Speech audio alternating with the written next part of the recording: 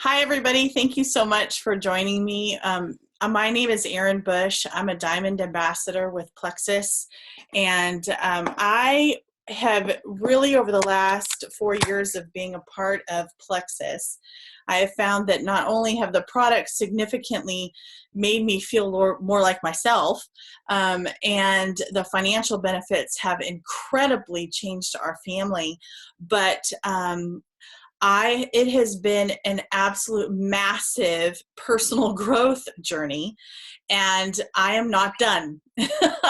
So in the last year, I have really struggled with feelings of inadequacy and feelings of just, all of that. Like, I am not, like, how can I be here? How can I do this?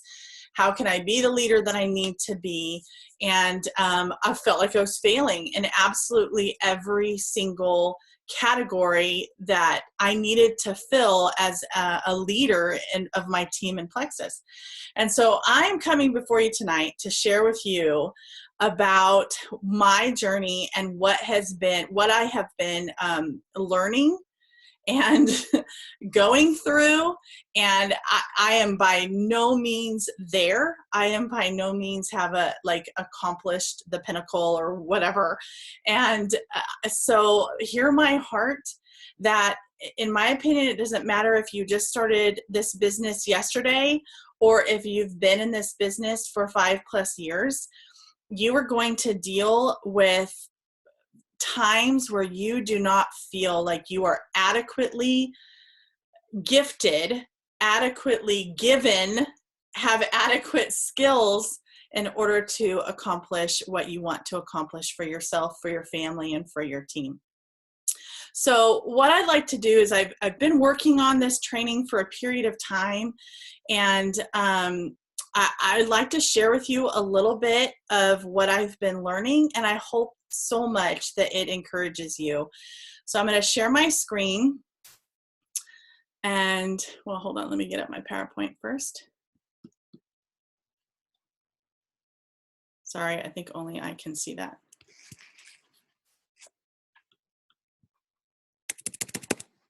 Sometimes it is a problem to have a Mac because I don't always know what I'm doing.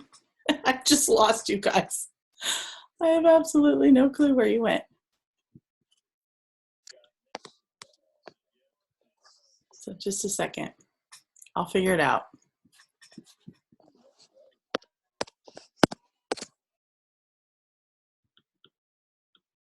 Okay, maybe I won't.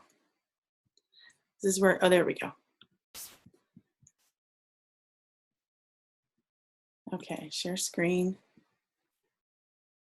PowerPoint. Yay, here we go. Nope. Yes. Okay. All right, so can you guys see that okay? Would someone unmute themselves and tell me, please? Hi, yes? I can see it. Okay, great.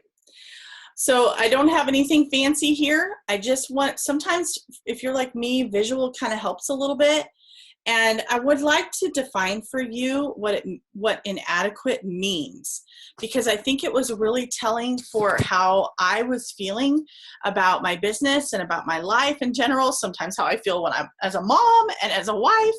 And it is insufficient for a purpose, like you are not enough, that you are deficient, poor at something, that you fall short, that you are found wanting, that you are failing, or that you are unable to deal with something in life. And those words absolutely summed me up. That was exactly how I've been feeling for some period of time regarding, and it like spilled into, I find that as we kind of concentrate on those feelings, those negative feelings, what happens is it starts to kind of seep into other areas of your life. If you are feeling inadequate in your relationship, then it spills into your work. If you're feeling inadequate and stressed at work, then it spills into your relationships. and so on and so forth. When we really allow ourselves to kind of get boggled and bogged down in these feelings, they start to go elsewhere in our life. So I want to talk about kind of the steps of what happens in regard to our business. So, I mean, you could apply this to all parts of your life, but really what I'm concentrating on is when you feel inadequate about your plexus business, the way it's going, way it's not going, what you're doing, what you're not doing, it seems like there's some specific steps that happen that get in our way. So the step one seems to be, do you do it and not do it syndrome? And what I mean by this is we find ourselves, especially because we have a social media business, looking to the left and the right, comparing to others, and maybe this is how I explain it. Like, I do what I don't want to do, and I don't do what I want to do.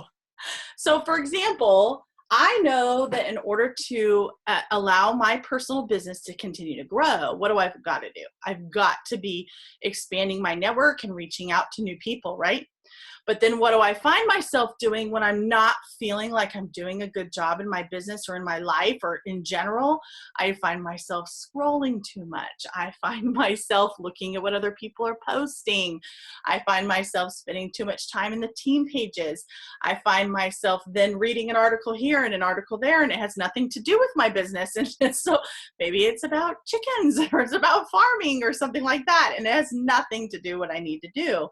And then somebody comes in and needs something, or I've got an appointment to go to, and all of a sudden my time is wasted and I have not done the business that I know I want to do. Now, we know that the potential for this business is incredible. There is no cap for our pay. There is no cap, you guys. So, I mean, if you want to make $1,000 a month, that's fantastic, and go for it. And if you want to make $30,000 a month, it's completely possible. If you want to make $50,000 a month, whatever your dream is, it is absolutely possible with this company. But here's the deal. You still have to put in the work, right? Whether you want $1,000 a month or you want $30,000 a month, you still have to do in the work. And if we're getting in this do it or not do it thing where we're being distracted, and because we're feeling inadequate, we're feeling like we're not doing, like we're procrastinating, we're putting it off. There's a reason why. If you get stuck on not posting, like you find yourself, you haven't posted for several days or something like that, or you haven't been active in the team pages and you're avoiding it, there is a reason. So what ends up happening then after that, step two, is you start to debate.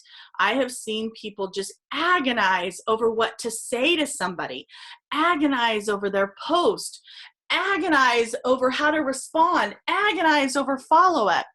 And then what happens is they obsess over what they should say, and then it never gets done. And then when it doesn't get done, and you get distracted or something else pulls on your time and you still haven't done it, then the next emotion that happens is you start to obsess. You obsess over the fact that you didn't do it. You obsess over the fact that you should do it. You start shooting yourself and feeling even worse. Then when that happens, step three, you shut down. I've seen this over and over and over, where people allow, and look, I've been guilty of this too, where people allow their feelings of comparison, their feelings of inadequacy, their feelings of agonizing over saying the perfect thing or not, shut them down completely. And you decide you just can't. You've now associated your plexus business with these really stressful emotions of debating and obsession and stress that don't need to be there. And then what happens is you start to sabotage yourself and your business, and then we completely shut down and do nothing. And I've seen sabotage happen a couple of different ways. Sometimes when people are afraid of success, sometimes when people are afraid of failure, sometimes when people are afraid of rejection. I mean, that's a natural human feeling. Of course you might feel that way. So we do these things to ourselves in order to prevent ourselves from growing. Growth is difficult. You think about a baby and how fast they grow, and like they sleep so much and they eat so much, and gosh, that's a lot of work. Their bodies are tired. They've got to sleep 16 hours in a day.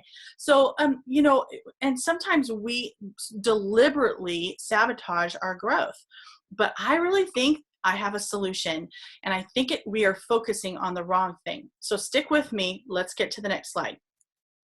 So when you find yourself, you start having thoughts.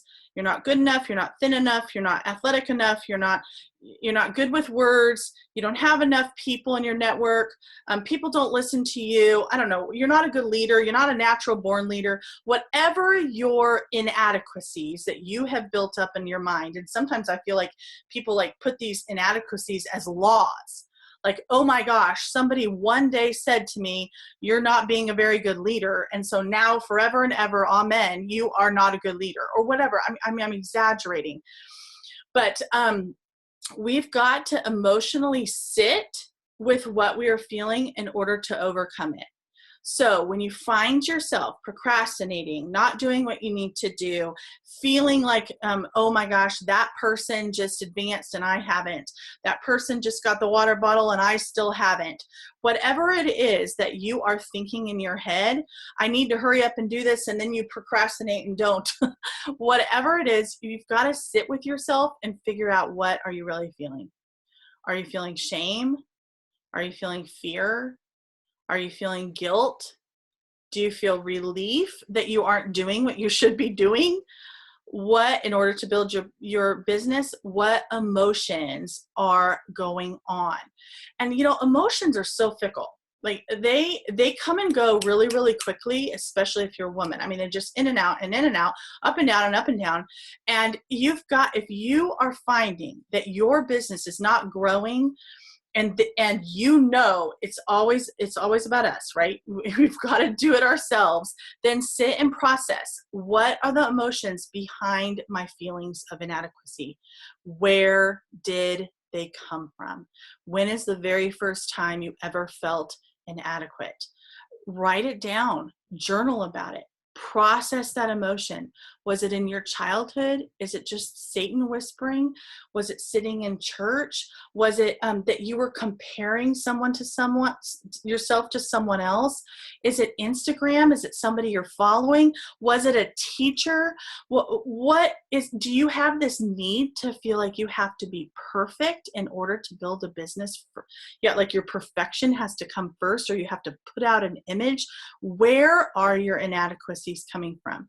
This has been incredibly beneficial to me. It's like peeling an onion. You just keep asking, okay, why? Okay, where did that come from? Okay, what is that? Where did it come from? Why am I really processing it this way? It takes time and it takes effort, but it is worth it, because then you get to how. Ask yourself, do you like feeling this way? Do you want your inadequacies, your thoughts, your inadequacies to keep you from experiencing the blessing of this business? Do you like feeling this way? Is it a comfortable emotion? And hopefully your answer is no. So then your next question is, what are you going to do about it? What are you willing to do to overcome these inadequacies you feel that you have? And guess what? My answer is not going to be to work on your weaknesses. God is unabashedly honest in his depiction of the human condition. When you read anything in the Bible, you will see he uses imperfect people, and he uses us despite those inadequacies, despite those great flaws, despite those great failures. So and the reason I went biblical with this is because so many people will look at biblical characters and say, it's like they just attach righteousness to them because God was speaking to them and God used them, right? So we just immediately, they must be a righteous person because God used them. Well, if you really dig deep, you find out that God didn't use anybody who was righteous, no human who was already righteous. And he said, oh, wow, guess what? You're good. Like even with Noah, Noah was the most righteous man, and yet he ended up getting drunk and laying around naked in front of his sons. So I was a complete idiot. God used him mightily and called him the most righteous man at the time. But I think about so many different people in the Bible that we know about these stories, like when Jesus fed the 5,000 and the boy came forward with his fish. All I can think is, what if the boy looked at his little lunch and said, this is so small and this is so poor and I don't have very much. I'm not going to give this to him. I'm not worthy to give this to him. We wouldn't have that miracle. Can you imagine that?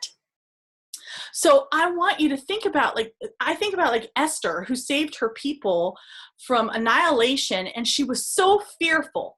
I think about King David. He was young, insignificant. If you read the Proverbs and the Psalms, he obviously struggled with depression and fear. He was an adulterer, and God called him a man after his own heart. Then you think about someone like Moses. Oh my goodness. You want to talk about somebody who was not a natural born leader? This man tried, once he realized who his people were, he tried to take things in his own hands, ends up murdering somebody. Then he runs away and hides, becomes the lowliest of low, completely humiliated. He was a stutterer. He was absolutely terrified of speaking in front of people. And yet God used him to lead his people out of slavery. He was not a natural born leader, and God used him despite his weaknesses. Do you think that if God could use someone like Moses and someone like David and this boy with a fish, that he can use you? Okay, here's a few others, just to give you an idea. Over and over and over, God does this. Hosea's wife was a prostitute. Jonah ran away from God, literally like, no, I am not going to do what you told me to do, running away in disobedience. I think about it like a little toddler, but we do this, right?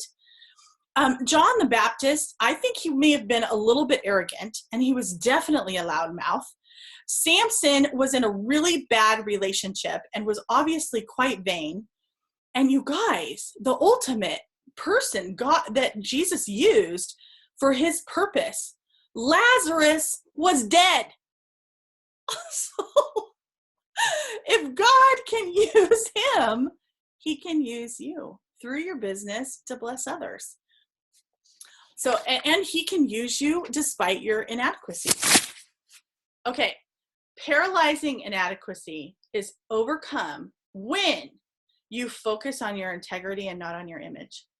This is so hard to not focus on an image and put this image out there. Like this big thing in our company right now is to really, really push Instagram. And you see all these perfect little squares, and they use the perfect filter, and they have the perfect number of followers, and they have these gorgeous photos of themselves doing this, that, and the other thing. And you guys, that's image. That's an image.